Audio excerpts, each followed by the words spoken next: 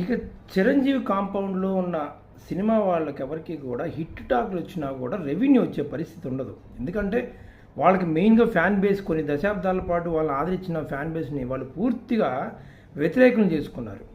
Congress party ఒకప్పుడు Congress party అభిమానులందరూ కూడా చిరంజీవికి వీరాభిమానులుగా ఉండేవాళ్ళు.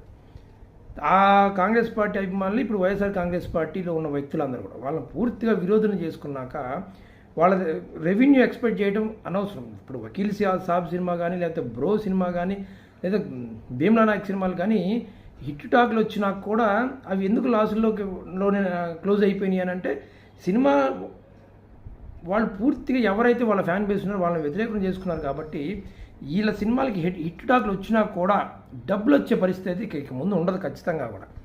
ఒకవేళ హిట్ అయితే నేను చెప్తున్నా, హిట్ కాబట్టి అసలు అది పరిస్థితి వేరు. హిట్ అయినా కూడా వీళ్ళ పరిస్థితులకి కంప్లీట్గా నిర్మాతల లాభాల్లోకి వచ్చే పరిస్థితి ఉండదు.